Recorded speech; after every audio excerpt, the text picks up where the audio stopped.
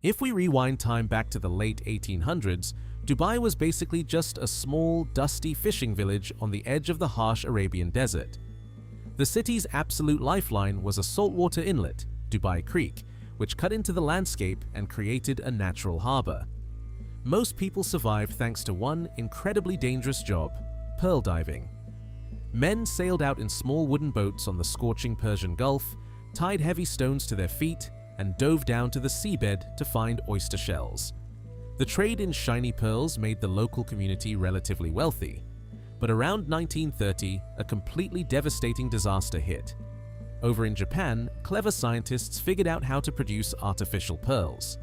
Suddenly, real Arabian pearls became completely worthless on the global market, and the desert city's economy collapsed entirely.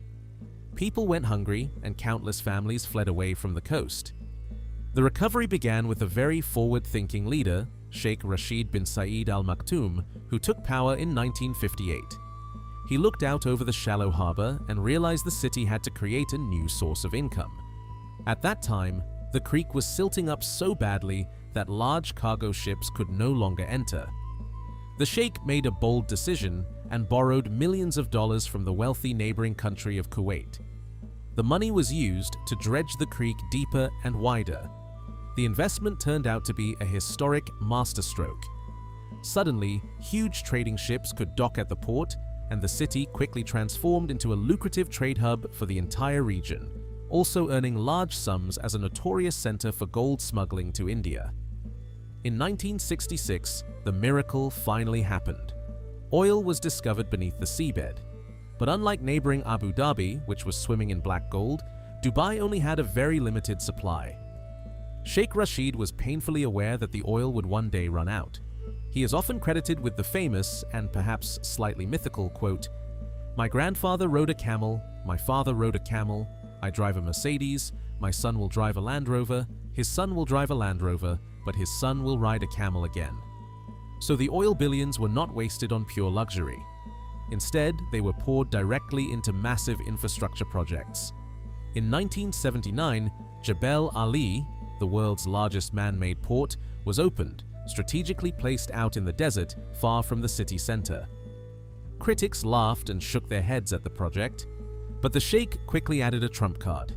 He created a huge free trade zone around the port. Inside this zone, foreign companies were suddenly allowed to operate completely tax-free, and they didn't even need a local partner to do business. The result was explosive. Thousands of international companies moved their headquarters to the desert, and capital flowed in rapidly. At the same time, the leadership realized the city's uniquely strategic location on the world map. Half of the world's population lives within a 5-hour flight. In 1985, the government put money on the table and launched the airline Emirates. A massive international airport was built, quickly becoming a global hub. It made perfect sense for business travelers and tourists to stop there when traveling between Europe and Asia. When his son, Sheikh Mohammed, later took over, he pushed things to the extreme. The goal was to eliminate dependence on oil entirely and turn the emirate into the world's ultimate tourist destination and financial center. Foreigners were now allowed to buy property. Construction cranes dominated the skyline, and astonishing buildings rose from the sand. Millions of tons of sand were pumped up from the seabed to create huge artificial islands shaped like palm trees, extending the coastline and selling beachfront property to wealthy foreigners. The world's tallest building, Burj Khalifa, along with luxury hotels, acted as giant advertisements that attracted the global elite, influencers, and tourists. However, this extreme wealth has been built on something much darker. Most of the physical construction work in the intense heat has been carried out by millions of poor migrant workers, mainly from India, Pakistan, and Bangladesh, often under extremely harsh conditions and with very few rights. Today, oil actually makes up less than 5% of the city's total economy. The rest of the enormous wealth comes from tourism, aviation, international trade, and the massive real estate market. The ruling family cleverly managed to turn a limited, temporary oil fortune into a huge global money machine based on free trade and massive foreign investment.